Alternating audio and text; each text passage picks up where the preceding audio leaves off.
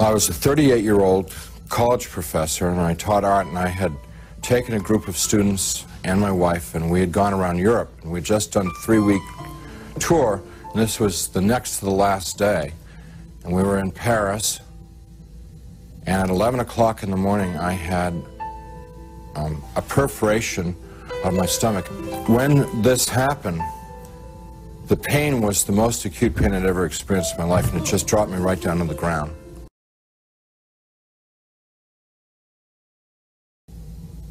Opened my eyes and looked, and I was standing up next to my bed. And I knew exactly where I was and what the situation was. I mean, there was no confusion in my mind. I felt more alive, more real than I've ever felt in my life. You know, people ask me, you know, were you a ghost? I was just the opposite. Very alive. As I'm looking around the room, I see that there's, underneath the sheet on the bed, there's something under the sheet, a body. And so I bent over the bed, the head was turned away from me, and I looked at the face, and it looked like me. But that wasn't possible because I was standing there, I'm alive, I'm great, you know. I mean, I'm more than great, I'm like, you know. And so I tried to talk to my wife. Can't you hear me? And, can't you hear me? You know, she couldn't hear me or see me. That's not me. But I thought that she here? just was ignoring me. So I got very angry at her for ignoring me, for not paying attention to me. And I'm screaming and yelling at her, what's going on here? Why is this body in the bed that looks like me, and how to get there and stuff like that? And I had a sneaking suspicion that the body in the bed was me, but I didn't want to think about that because that was too scary. So I'm getting really agitated and upset because this is all too weird. You know, this can't be happening. It's impossible. I've got a hospital gown on, and it's like really, everything's really real. And I hear people calling me outside the room, and they're saying to me in soft, gentle voices, Howard, you gotta come with us now. Come quickly. Come out here. So I go over to the doorway of the room, and there's people out in the hallway, and they're, the hallway's dank, it's gray. It's not light or dark, it's just gray, and they're all in grayness, and they're men and women, and what they're wearing might possibly be hospital uniforms. And I asked them if they were from the doctor to take me to the operation, and I told them, I said, I'm really sick, and I'm going to have an operation, and I'm going to die if I don't get this operation. And I was supposed to have the operation 8 hours ago, and I'm telling them all this stuff, and they're going, well, we know, we understand. You know, you got to come quickly. Howard, come out here. Howard, come quickly. Come with us. Howard, we've been waiting for you. Waiting. I left the room, which was real, clear, bright, and went into the hallway, which was dank and hazy, and followed these people. We had a very long journey. There's no time, and whenever I make a reference to time, it's just an illusion because there was no time in this place. But this journey, if I were to recreate it, I'd have to walk like from Nashville to Louisville or something to recreate the walk with these people. And as we walked, they stayed around me and kept moving me on, and it kept getting darker and darker. They were becoming more and more openly hostile to me. First they were sort of syrupy sweet to get me to go with them, and then when I was going along with them, it was like, hurry up, keep moving, you know, shut up, stop asking, you know, they started getting more ugly. And so we get into complete darkness, and I'm absolutely terrified because these people are very hostile. I don't know where I am. I said, I'm not going to go with you any further. They said, you're almost there. And we started to fight. I was trying to get away from them. They were pushing and pulling at me. And there are now a lot of them. What originally had been like a handful now was, since it was darkness, hundreds or thousands. I have no idea. And they're playing with me. You know, clearly they could have just destroyed me if they wanted to. They didn't want to destroy me. What they wanted to do was they wanted to inflict pain on me because they derived, pleasure isn't the right word, but they derived satisfaction out of the pain that I experienced. So what they were doing in the beginning part was, it's real hard for me to talk about, and I'm not going to tell you much about it, just a little bit, because it gets, it just gets too ugly. But initially they were like tearing and biting,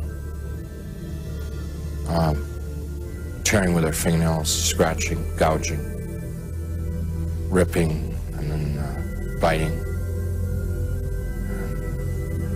Trying to defend myself, trying to fight them off, trying to get away from them, but it's like being in a beehive. There's just hundreds of them all over me. And I eventually was just laying on the ground there, all ripped up, pain everywhere, inside, outside,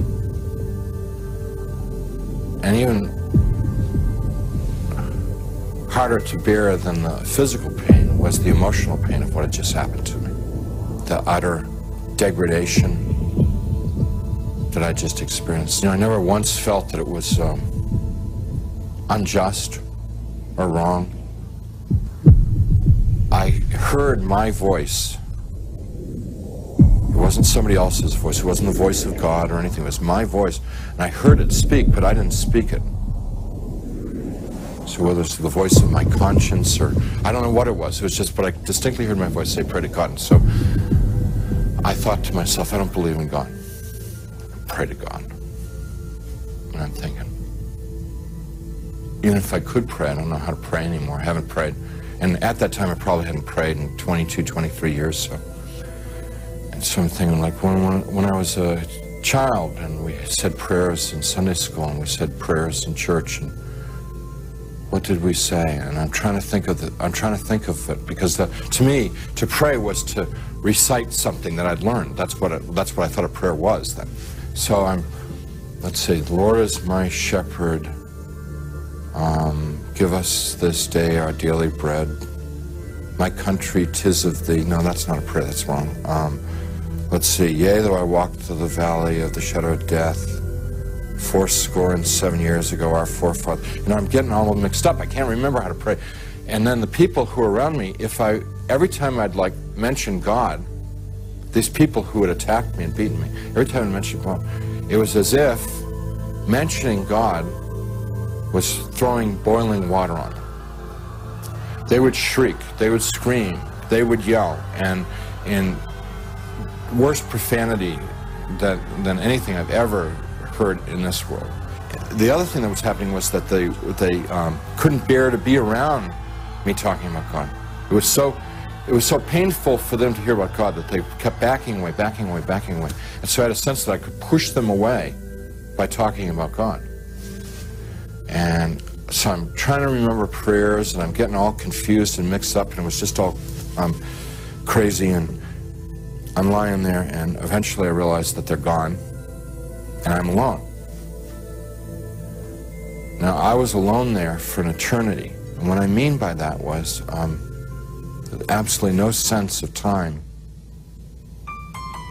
But I thought about my life, thought about what I'd done and what I hadn't done. I thought about the situation I was in, and the conclusion that I came to is that I had lived my adult life. I had lived a selfish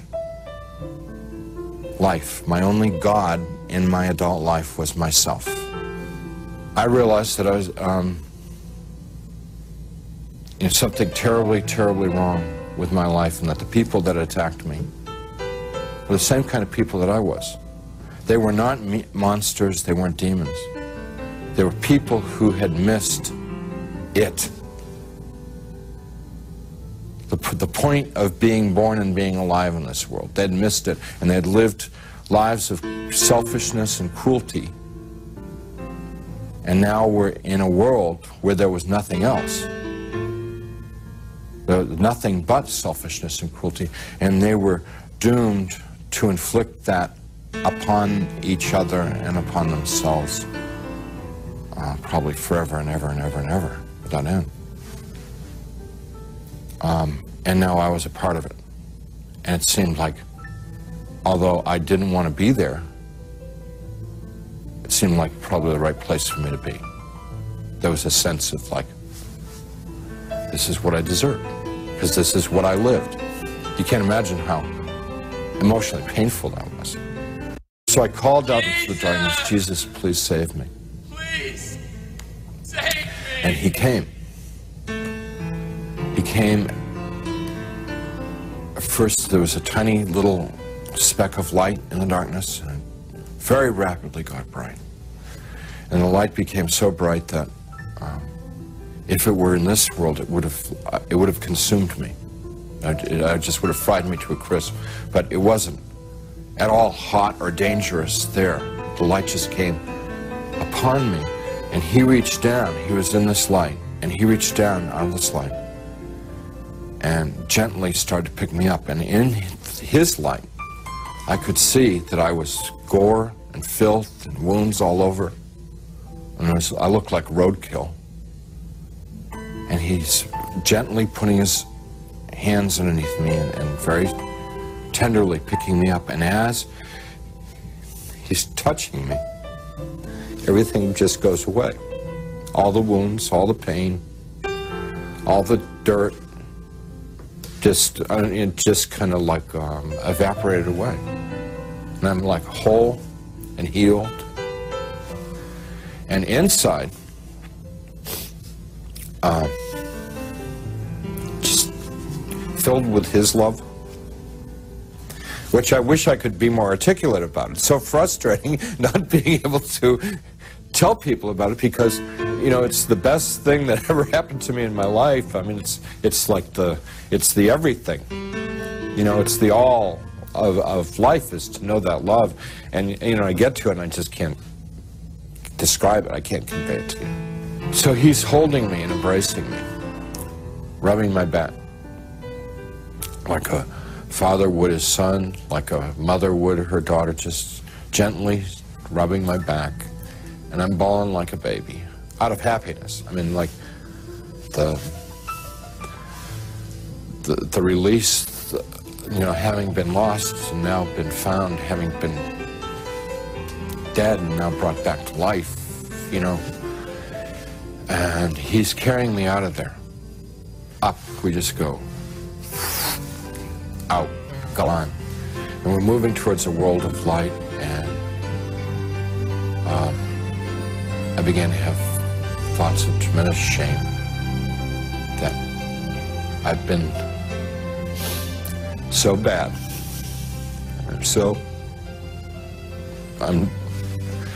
I thought of myself as dirt, garbage, filth. And I thought to myself, he's made a mistake. I don't belong here. He doesn't want me. You know, it's like the shame of, like, how could he care about me? You know, why me? I'm bad. And we stopped.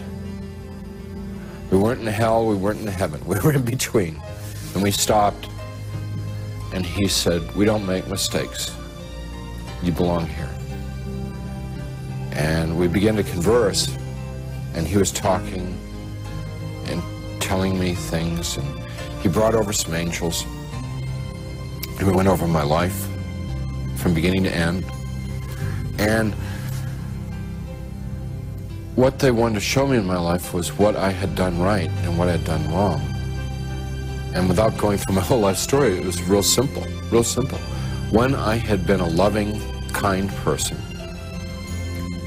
considerate of other people, it made the angels happy, it made Jesus happy, and they let me know that it made God happy. And when I had been selfish and manipulative, it made the angels unhappy, it made Jesus unhappy, and they let me know that it made God unhappy. What they were trying to convey to me, in a nutshell, was my whole purpose of my existence had been to love God, love my neighbor as myself. That's why I had been created. That's what I was in this world to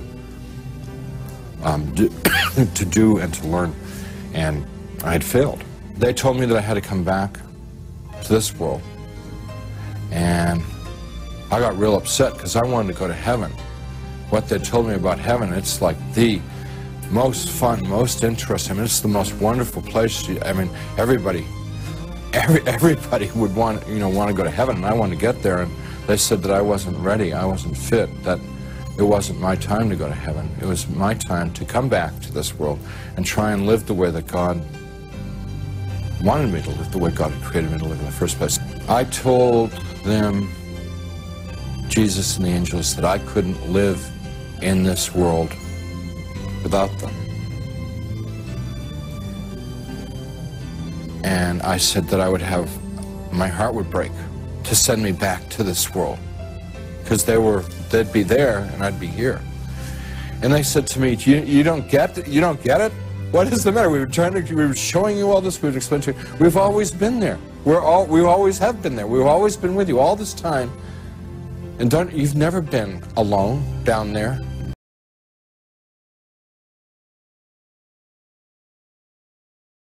Reverend Howard Storm, you're right. You were an agnostic. You were an atheist. Yeah. What's the difference again? I didn't believe in God. I thought anybody that believed in God was an idiot. Okay. Look into the camera and nice. talk to the people that are watching right now that think we're all idiots. Talk to them. How did you used to think? Talk to them. Any of you that don't believe in God, I just want you to know that I love you. A lot of people here tonight love you. God loves you. Yes. And we're not going to hold it against you that you're ignorant. You don't know what you don't know.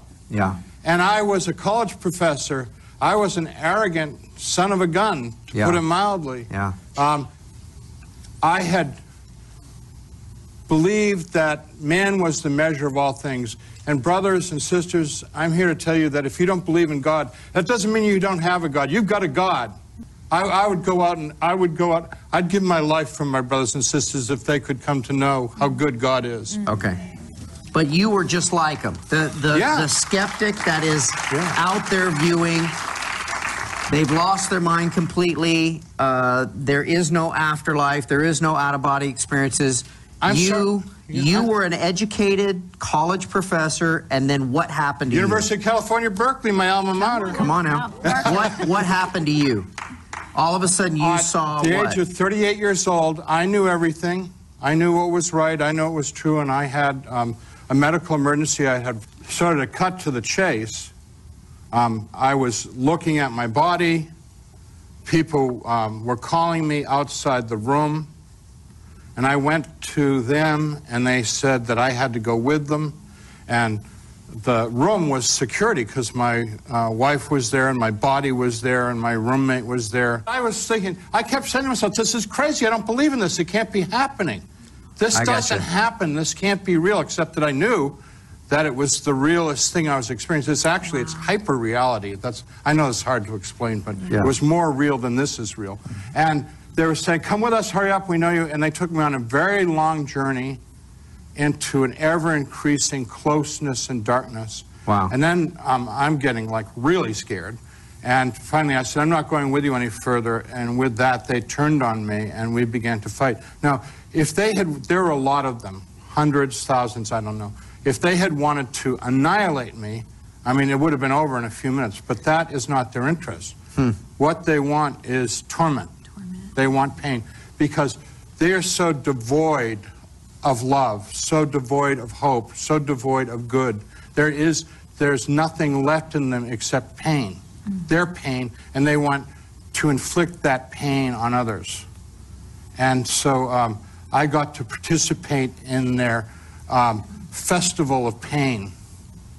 And I cannot talk about what they did because they're exquisite at debasing, tormenting, demeaning, and destroying you. And the physical pain does not begin to measure up to the psychological, emotional pain. Wow. Of tearing down every ounce of ego and pride and hope that you have. And when people talk about hell, hell isn't like this or that. If you had 1,000 books of 1,000 pages describing hell, it would only touch the surface of all the exquisite torments of hell. You mentioned Dante earlier. It's but a tiny glimpse of what hell is. You know, people say, well, in your experience, you were in darkness and torment and stuff like that. And I said, yeah, that's an aspect of hell. There's for every type of alienation from God, for every type of hatred of God, for every type of rejection of God, in whatever form that takes, there's a hell for that. Wow. And there are, I hate the expression, but kindred spirits, they're waiting for you, inviting you, taking you. Instead of the angels meeting people in a world of light and all that loveliness, there's people of darkness waiting for you to take you to be part of their world. How do you get more real than I'm here, I can feel, touch? People ask me, was it like a dream? And I said, no, this is the dream. Yes. Yeah. You know there's an unreal quality to a dream. Like sometimes when you're dreaming, you're going, this is a weird dream. I think I want to wake up now. Right. You know? Yes. I mean, you know that the dream is an illusion. Mm-hmm. The near-death experience, your senses, your understanding, your comprehension is all so much heightened. Yeah, you can taste more, see more, feel more, hear more, know more. Yeah. You're just like, it's so much more intense. You're going like, life is like a dream. Because right now, this is what we know. This is our measure of what is true, what is real. But the fact of the matter is that we were created by God to be spiritual beings. Our purpose is to be with God forever. That's what God created us for and what God wants. Okay. To live with God forever as spiritual beings. So God, in His infinite wisdom, has given us this experience of the physical world to prepare us to choose what we want to do for eternity. Wow. And it's our choice. You know, God is not in the punishment business. No. God is in the love business. People choose hell. Millions of people are going to hell because they refuse to love God. Amen. They reject God. Okay. And it's horrible. And that's why I'm here. That's why I came here tonight from the other side of the United States, to tell people to choose God. Okay. What you used to be was someone that would have tuned into a program like this and said, okay, everyone in the audience, that's all, you know, made up. These stories are made up. You're trying to get ratings. Is that how you would have perceived it, or would you have just said everyone on that set and everyone in that studio are crazy? How would you have perceived this program? I know that there is an interest in God in everyone, even if they say they don't believe in God. Even with you? Yeah.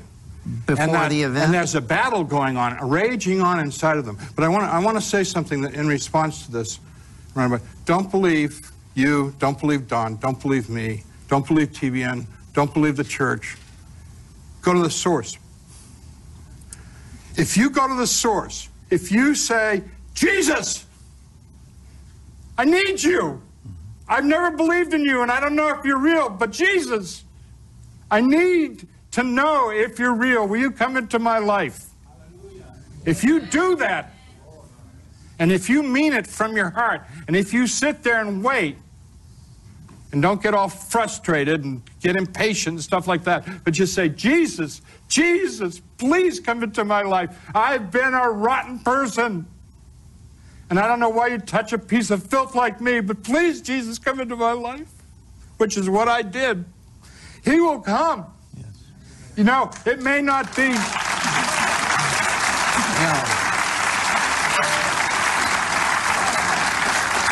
Why didn't you do that before your experience? I didn't know. I wish some idiot like me or you or Don had come and said, you know what? You know what? All this philosophical speculation that you're doing all the time between existentialism and all this stuff, you know, why don't you just ask him if he's real? Wow. That's beautiful. That's beautiful. Yeah. Absolutely. So that's all it would have taken? Yeah, because I really believe that he would have done something. You know, it doesn't, not necessarily going to be struck by lightning or run over by a truck, or it may just be, as John Wesley said, a strange warming of the heart, when you just know that you know that you know that you know. Wow. Wow.